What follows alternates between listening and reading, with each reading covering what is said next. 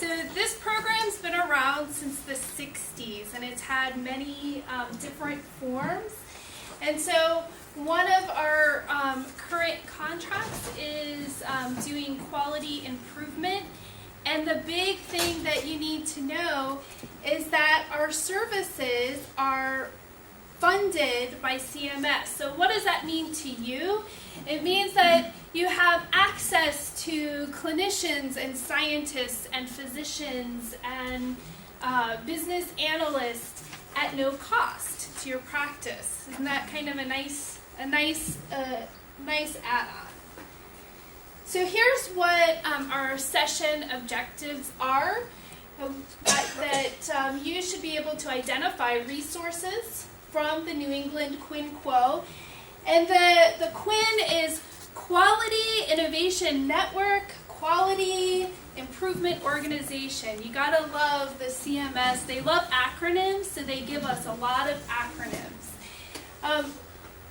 The ability to register for access to quality improvement tools, to recognize quality improvement lifecycle, and register for upcoming quality improvement program that we are offering in partnership with MeHi. So, and that is something we just need to put in there from CMS, so we can. So here talks a little bit about our areas of support. So we're a program under CMS to work in Medicare on behalf of CMS. And some of the areas of work that we can help with are improving cardiac care. So we have improving diabetic outcomes with population health. We can assist with HIT and MU issues. What I'm doing, quality reporting around PQRS, value modifier, going forward into, shall I say, MIPS in 2019. We won't talk about that right now. We can work on that. Reducing hospital infections. We do work in nursing homes, projects in nursing homes, reducing adverse drug events. We have a medication safety program. And of course, it's all wrapped up into care transitions. So we also have a care transitions team. One of the things we partner with Qualidyne. So we actually service all 6 New England states. So what does that mean for you guys? It means that instead of having one QIO per state, and you have access to just those state resources, what it means is that you have the access to resources from all 6 states at a regional level, which is really great. We work closely within the 6 states and share resources, talents from the center. We have amazing analysts and access to data to help your practices and hospitals. We have also that we work closely with the NCC, and we, on a national level, the QIOs work together and share best practices that can be helpful to your organizations. So, I saw this from the Common Fund. It is from 2013, but I thought it kind of made an interesting point. Who here is surprised if I tell you that the U.S. is one of the top spenders for health care? Would anyone in this room be surprised? Right. So we're one of the top spenders in health care. But if you look at this, it was done by the Common Fund in 2013. We have some of the lowest quality ratings from all the other countries that are listed here. And I saw a more recent one from the Cambridge Health Alliance that actually you have Japan way over here, and they have like super high quality and they spend the least. And then you have us all the way on the other side of the Pareto chart, And we're like right next to Cuba, I think, something like that. So my point being is that something's not working, right? Can we all agree something's not working? And I would bet, like when I go into physician offices and I talk to the staff, like they are working their fingers to the bone. The physicians are working overtime, like everybody, and they're doing more with less resource and taking amazing care of patients. And so, you know, we have to talk about all the wonderful care that happens. When are we going to have payment models that, you know, allow us to, that are aligned with that quality of care? So that's something that I know CMS is looking into as our third-party payers. Just wanted to acknowledge that. Okay, so some tools from Medicare. These are just like really easy, quick tools. Who here has looked at your quality resource utilization reports? Anyone? Okay. So these are just CMS Medicare reports. Who here bills Medicare claims? A few of you bill Medicare? Okay. So these are just reports from CMS from Medicare to they tell you if you have a PQRS penalty. They talk about your value modifier and what that looks like. They will talk about which eligible providers are associated to your TIN. And I would say about a third of the practices that I go into when we look at their reports, they say, oh, wow, those 3 people have been retired for 10 years. Or they're in another practice, but somehow they're attributed to mine. So it is good if you're billing Medicare to look at them just to verify who's being attributed to your TIN, because that affects your quality and cost composite scores. It goes into a lot of detail of what measures you've reported on, if you've reported on them satisfactory. It benchmarks at a national level where you are compared to, it's risk justified, so you can kind of look at the benchmarks. It goes into different comorbidities. It tells, hospitals that are admitting your patients. And care. There's a section on care transitions. And then there's some supplementary reports that talk about, at a patient level, the risk factors of all of your patients that are on Medicare. Why would it be a good idea to identify high-risk patients? Any ideas? So, from a cost perspective, 5% of high-risk patients spend 50% of the resources. They cost 50% of the resources, both financially on the system and staff time. So patient identification is really an important process for any practice to have. And if you don't have a robust population health management system, one way is that you can use the report. It's at a patient level. It gives you all your high-risk patients. You could start with your top 5% working with them, and that would definitely help reduce your cost composite score. So for Medicare, it's an easy way to identify those patients. Another great reason to look at that information is I've worked with a few practices where they're like, these aren't my patients, are they?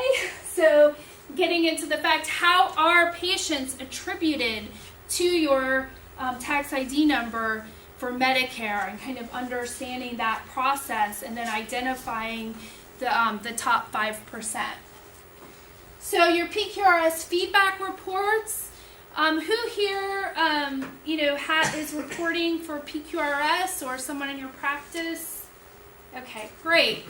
This is a really great report. It tells you, does anyone know if you got your incentive, your 5%? Did you get it?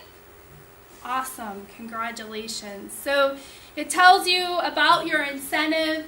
It goes into great detail of what measures you reported, how you reported, which ones were reported successfully. It's a great report to compare with what your EHR dashboards are saying, right? It's good to verify and to compare.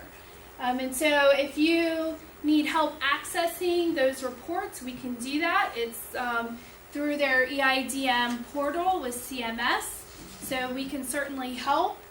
And then really quickly, there is the penalties in PQRS. If you go to the qualitynet.gov page, there's actually a PQRS lookup tool on the left-hand side. Now, what's really helpful is, let's say you're like, okay, I don't have an hour to spend right now setting up my account to get my PQRS information and get my security code and figure out all my banking information that the government's going to cross-reference in order to set up the account.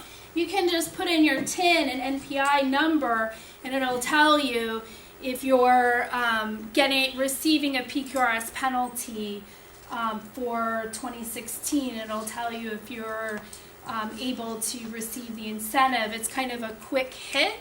So these are just a few tools that CMS provides that are free, that I think are a great kind of a check and balance for your practice. And you have access to them if you have even, I think it's like 20 claims is when they flag. So if you do as little as 15 or 20 claims, you'll have a report. If you're in an ACO, you'll still have a report, even if you're not subject to value modifier penalty or payment. So here is a really quick tool. It's a payment estimator, a payment adjustment calculator estimator that was put out by HSEG and another QIO. It's just, again, that if you put in the year, your practice size, the amount of your estimated claims, it'll tell you then what your possible penalties would be if you weren't reporting appropriately in the different programs with meaningful use, PQRS, and of course they'll be adding in MIPS pretty soon to this tool, not right now. But it's something that you have access to. It's just a simple tool, right? Anyone can use it. You just plug in the information, and it's simple to give you a benchmark. And a lot of smaller practices, it's helpful for them when talking, when you're trying to get champions in the office about quality reporting, to actually quantify, is this worth our effort? Is it worthy of us making a change for? And for some practices, they say it's not worth $3,000. But, for some practices, when you say, wow, it's $75,000 next year, that's a payment, that's a salary for one of our employees, maybe then it is worth it to make some changes. So it's just a helpful tool. Without further ado, I am going to invite Barbara to come up and talk to you about the quality improvement process. Thanks, Chris. Sure. All right, so what we see here is a problem and a solution. Problem, solution, problem, solution. That's how we spend our days, isn't it? Give me a problem and I'll give you a solution. Don't we love to solve problems? I love to solve problems. And that's the engineer in me. I just, give me a problem, I'll solve it. Right? But what I'm going to ask for you to do is the next time you have a problem in your practice, don't solve it so quickly. Don't solve the problem until you understand the process. And why is this important? Has anybody heard the expression, every system is perfectly designed to produce the results it gets, right? So that's what we're talking about here in understanding your process. Okay, so for these clinical folks, when you're treating a patient, what do? You might do an assessment. You might look at the patient history. In essence, what you're doing is collecting information, right?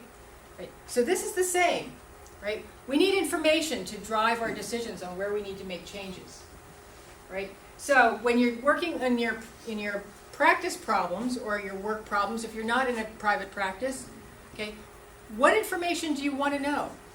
Where are you going to get this information? Okay. The other piece of this is understanding your team.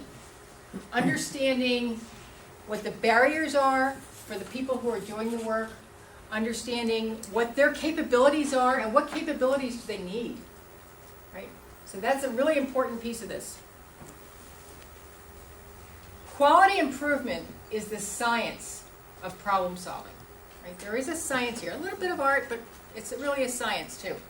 Right? So, okay, now, who's missing from this picture? From this diagram? What's missing? Who's missing? Anybody? Go ahead. The patient, exactly. Oh. Here we go. The patient, yes. All right. So, if at all possible, as you make changes to your process, think about the patient. Maybe invite them to participate in how to make changes to this process, right? Very important and very, very insightful. Don't assume that we know. All right. So this is a common framework. How many people are familiar with IHI Open School? A few people? Yep. Okay. All right. Well, I think that they have a really good framework, and it's used in a lot of different settings. All right, and it's very simple. Chris, can I ask you to describe, because these 3 questions we're going to be talking about, so if you wouldn't mind. The first question is, what are we trying to accomplish?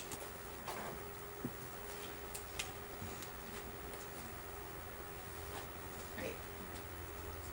And for this, you're going to need to have the whole team to reach consensus on what problem are you trying to solve. And that sounds really simple, but actually it can be very complex. Depending on whom you ask, they might have a different perspective of where the problem is, right? The second question is, how will we know that the change will result in an improvement? How will we know? How will we know that this actually is making an improvement? Okay, you have to collect data. If you don't have data, you're not going to know. Okay, this is where your HIT system comes in. This is why we've been putting so much effort into building this infrastructure so that you can have this data so that then you can now make changes to clinical practice. Or help others make changes to clinical practice if you're building registries. Okay. The third question is, what change can we make that will result in improvement? All right? And we'll drill down into each one of these in a little bit. Okay. After you are able to answer these 3 questions, you and your team would then enter an iterative cycle of plan, do, study, act. Okay, and I say iterative because chances are, if at first you don't succeed, you're running about average. Right? So, but the important thing is you learn from what you've done and you try something else. Okay. So what is the quality improvement process? All right. Very quickly, you define the problem. What are we trying to do? Again, reach consensus with the team of what is the problem, define this problem. Form a team. Is everyone who is affected by this process involved in solving the problem? Right? Understanding the process, we talked a bit about that. Understanding the inputs, the information, the people. Okay? Collecting some data. This can be either electronic data or it can be observations. It doesn't have to be electronic. Right? And then you analyze. How will we know that this results in an improvement? Okay? And then you try something by answering the third question. Thank you, Vanna. And then you measure the results. Chances are you're going to want to try something else. Measure it again. And then finally, and this is something that we often forget, celebrate success. And why is this important? Because change requires effort. And you really need to celebrate those little wins along the way to keep people motivated and to show appreciation and to keep the change moving forward, right? So celebrate those little successes. Okay, so I'm going to use a little case study of a project that I was involved with a while back. And it uses HIT, health information to make some changes in this clinical practice. And it's a fairly timely subject, I think, particularly in this state, of documenting goals of care for high-risk patients.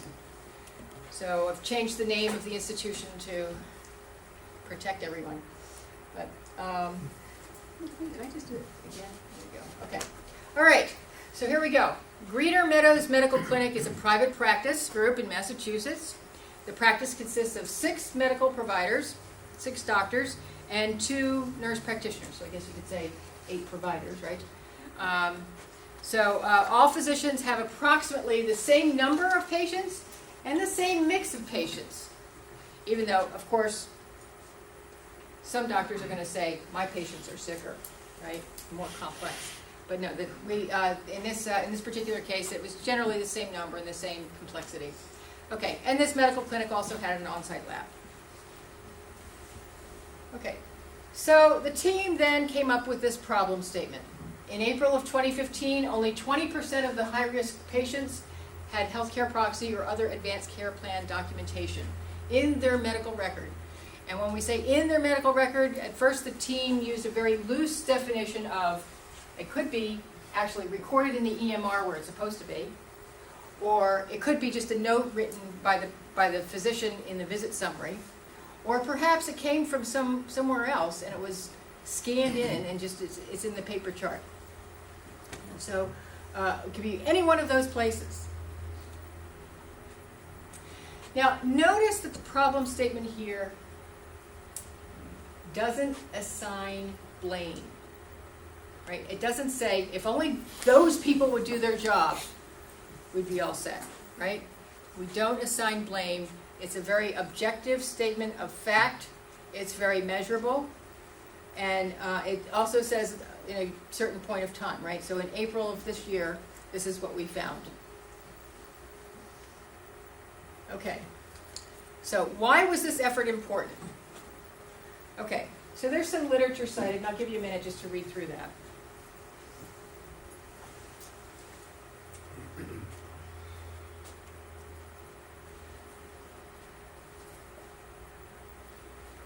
Okay. Rather than spending a lot of time on what the literature says on why this is important, can someone give me an example of either a personal example or a professional example of what it was like when you were helping someone when the goals of care were properly documented? Now I'll say that for me personally, that this improvement story is important because my husband and I, we took care of our elderly parents in their last years of life, and they were complex patients, and goals of care were not documented well. Fortunately, we got along well enough with our siblings that there wasn't a lot of infighting. My sister-in-law, on the other hand, goals of care were not documented, and she and her siblings did not agree on the end-of-life care for her mother, and it was really very sad. So is there anybody else who has a story of, a good story or a not so good story? They want to share? Anybody? Well, I can tell you for me, when I worked in hospice many years ago, one of the things that I would see when there wasn't documentation was the fallout of relationships with families, not just during the time, dealing, when the high stress, family member passing away, but even after the effect, where you would have broken relationships for years on end, because of disagreements, not knowing, mom's wishes, and who should talk to the healthcare providers, who can they talk to, who can't they talk to. So what I saw was a pattern of broken relationships that didn't need to be broken. So it's really important. And we bring this up, why is it important to say why this is important? Again, this is going to require effort, and you're going to have to keep the team motivated to work on this and keep the providers motivated to work on this. Now, some people are going to respond well to literature and data and evidence, okay? Physicians typically respond well to literature and data and evidence, but some people respond better to personal stories. Some people will, if you can recall that last patient that came in, and I'm sure Chris can remember faces and experiences from her hospice experiences. There's something that will compel people to really pay attention and to focus on this effort. So figure out why this is important and share that with the team. Okay, then the team banded together, and there's different roles that I just want to point out here. And we really didn't have Ron Howard, but you get the idea. Okay, couple things that I just want to point out here is that there's different roles, all right? There's the sponsor role. Okay, the sponsor typically does not participate in the team's activities, but they remove barriers. Maybe they approve overtime so staff can be involved with working on this, or maybe that they'll provide some backfill. But anyway, that they're providing some ease so that the team can get the work done. All right? Team leader, that's possibly all of you, or each of you. All right? You would be responsible for seeing the team progress and see the team get results. Right. You're also responsible for setting expectations for the core team members. And you should be expecting them to participate fully and also be respectful of others.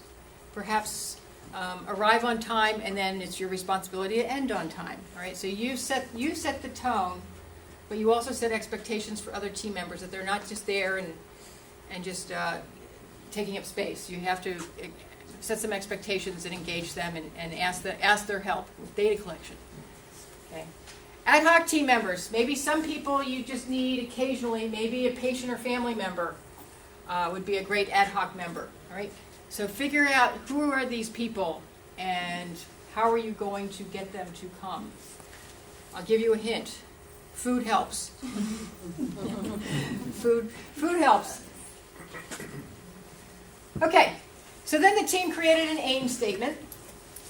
Okay, and then so by September, now they started to look at this in April. So by September of 2015, we will increase the number of high-risk patients with advanced care plans from 20% to 50%. All right, so this aim statement, there's a mnemonic called SMART. Has anybody heard of the SMART aim? Okay.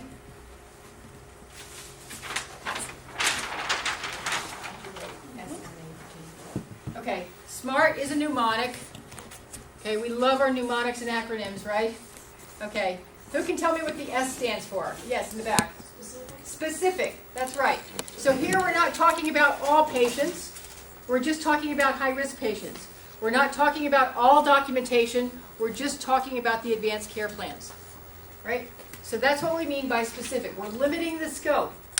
And we also say by September of 2015, but that gets in a little bit later. Okay, M is for measurable, right? Measure, measure, measure. You can't manage what you don't measure. You can't improve what you don't measure. Measure, measure, measure. Okay. A. Achievable, right. And who's going to decide whether this is achievable to go from 20 to 50% by September of 2015? The team, that's right. Everybody who's involved with this should have some sort of say into whether this is achievable or not. Okay. R is for, I know in Boston we often forget about the R. Right, but R is for relevant. Okay? All right, and that gets back to why is this important? Okay, why is this relevant for patient care? Okay, that's the relevant piece. All right, and then T is for time boundary, right? So we said by September of 2015 we're gonna make this goal. Right, time boundary is really important because there you're setting a goal. You're drawing a line in the sand, and all of a sudden it becomes real. That everybody you set the time date, and then you work backwards, and everybody says, "Oh my gosh, we've got so much work to do. We got to get going." So it really makes it a project. Okay. Next, the team looked at their current process, and when they started to look at their current process, they realized we don't have a current process. And there was the aha, well, no wonder we're only getting 20% of the documentation because there's no process, there's no policy. So that was sort of their first aha. All right, the next thing they did is they created a cause and effect diagram. People familiar with this tool, fishbone diagram? It's called a fishbone because there's kind of the head of the fish here and then the bones, which it's really just a tool to help teams to brainstorm on what possible causes are for a situation. And in here, we're looking at why are advanced care plans not getting documented, all right? So they looked at the community, all right? Perhaps the goals of care conversation was happening elsewhere, all right? Like maybe in the emergency department, maybe another provider caring for this patient, all right? And but somehow that was not communicated back to the primary care physician. All right, let's look at medical providers. And what are some of the possible barriers for the medical providers to having this conversation or getting this documentation? All right, some medical providers would say, well, this conversation is going to take too long, and I only have 20 minutes for this patient, and.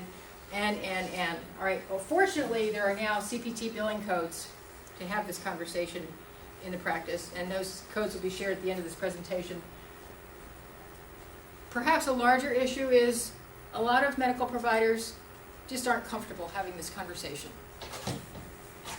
And so that's something that is very real and needs to be addressed. Again, you have to think about the capabilities of your team. What do they have? What do they need? This is something that really needed attention. They looked at the rest of the staff, okay, and they said, well, it's not our job. There's no policy, there's no process, and how do we know that this is a problem? Until they started to see the data, then they knew it was a problem. And what about patients and family? Are they part of the problem too? Yeah, of course, right? Maybe they don't know what their options are. Maybe they're in denial of their condition, right? Maybe they're just not emotionally or mentally capable of making these decisions, right? So these are some real issues too that needed to be dealt with. Okay, when we met with the physicians, we gave them this information. Okay, this is a Pareto chart.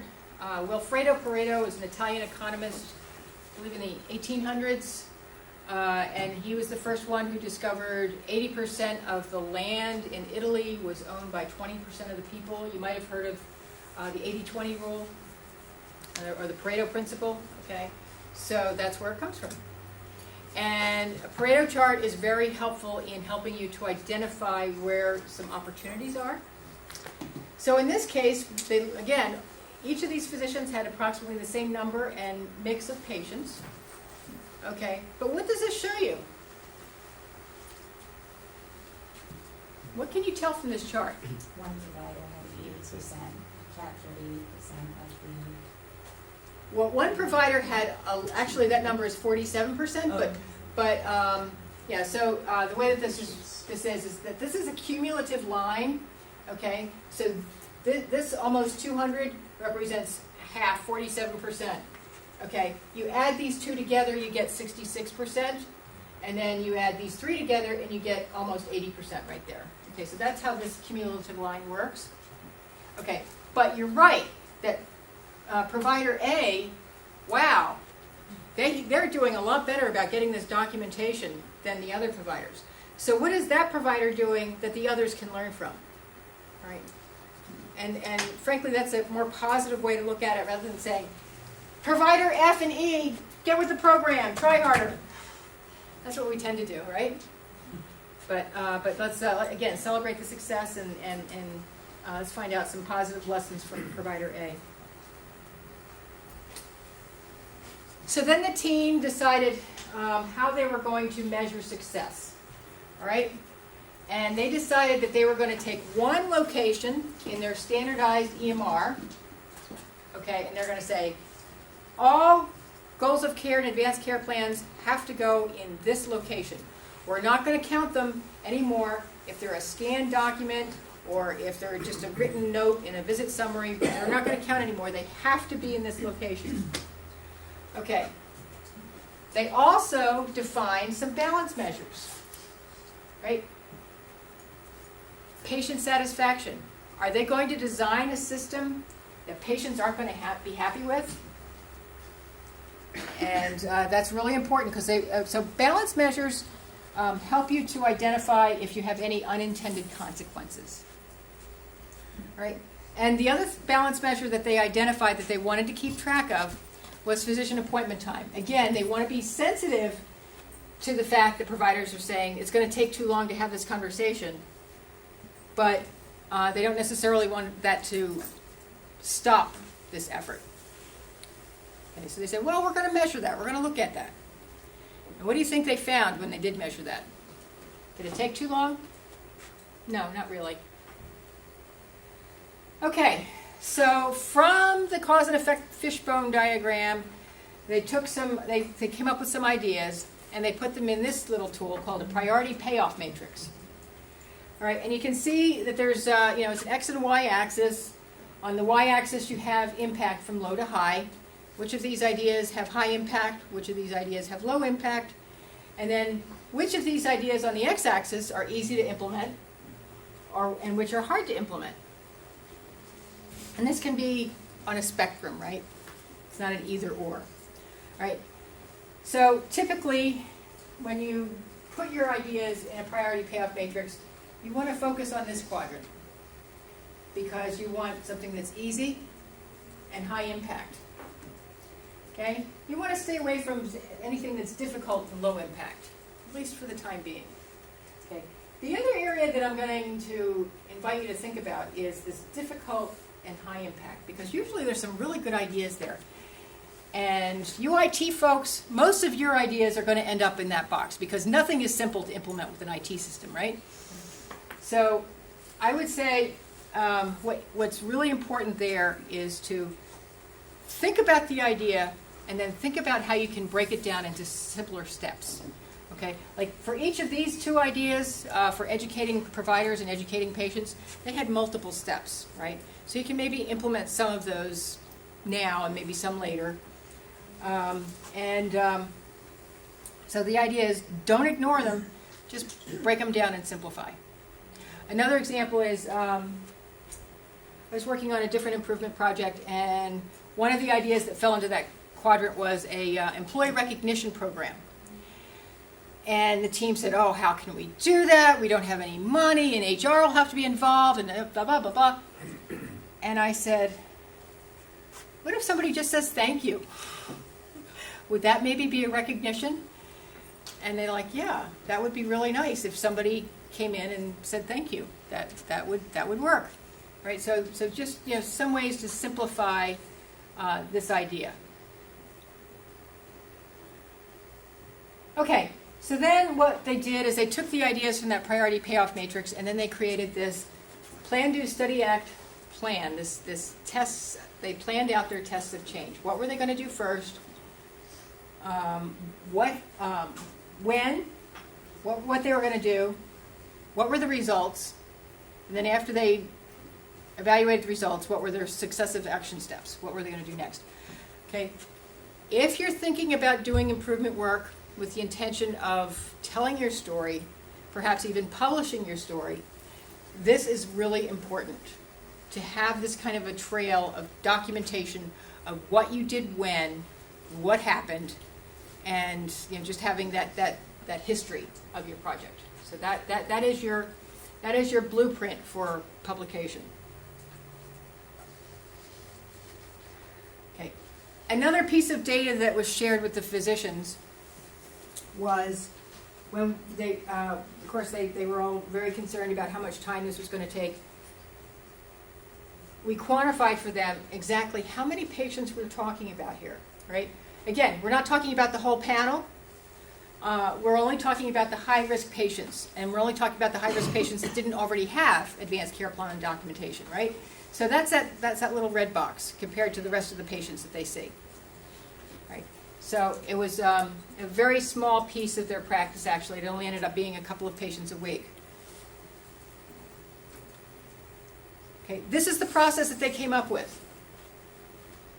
Okay, now that they had a process in place, okay, so the high-risk patient arrives, and the staff reviews the electronic medical record for the advanced care planning documentation. In this EMR, they had an indicator saying that this was a high-risk patient, right? If the advanced care plan documentation was present in the identified location, then the staff would ask the patient, are there any changes to this? If it was not present, the staff would then inform the provider, okay? And the provider would then ask the patient about the advanced care plan. If the patient and their family member were ready to have that conversation, the provider would discuss the advanced care plan options and get the appropriate documentation. If they weren't ready, there was literature to give to that patient and family. There was a video on advanced care plan options, okay? And another appointment would be scheduled specifically to have that conversation. Right?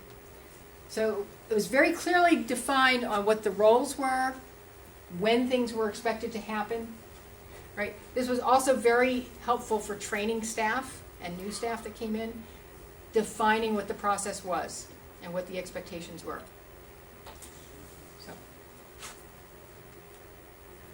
So what were the results? How'd they do? They didn't meet their goal, but they still considered a success. They feel better able to take care of these high-risk patients, and they're continuing to work on it.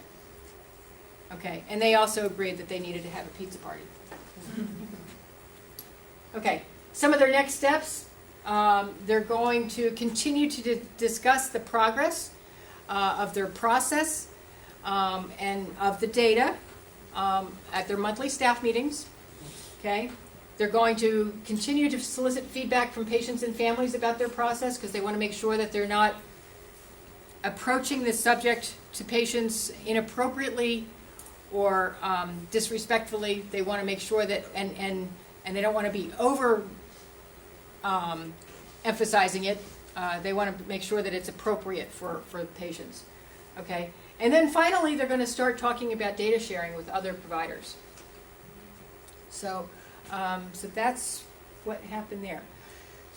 So that was Green Meadows Medical Clinic. So the next question is, what are you going to improve? And how are you going to do this? Right?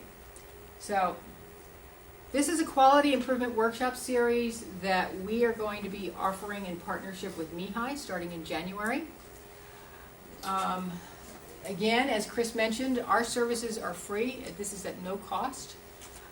And that if you are interested, we would be happy to get more information from you on the session evaluation.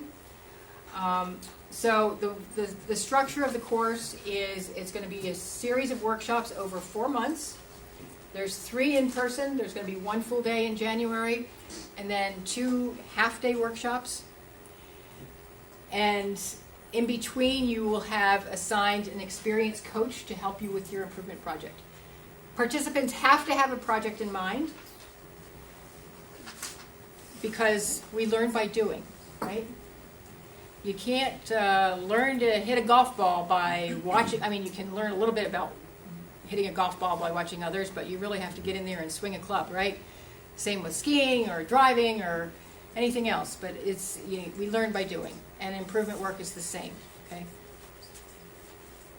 So the guidance of experienced coaches will help you through your improvement project, and then we'll come back. This is what it looks like. So we have a full day session in January, a half day session in April, half day session in May, and if your data is serviced by MIHI, then the MIHI folks will be able to help you to get the information out of your electronic information system that you might need to do this improvement activity. Okay. So hopefully we have ended on time. You're in great shape. Okay, and also Time for questions. we have introduced a few tools. Chris talked to you about cost and how to manage cost for your practices, and I've hopefully given you some tools, and it sounds like a lot of you have already seen some of these.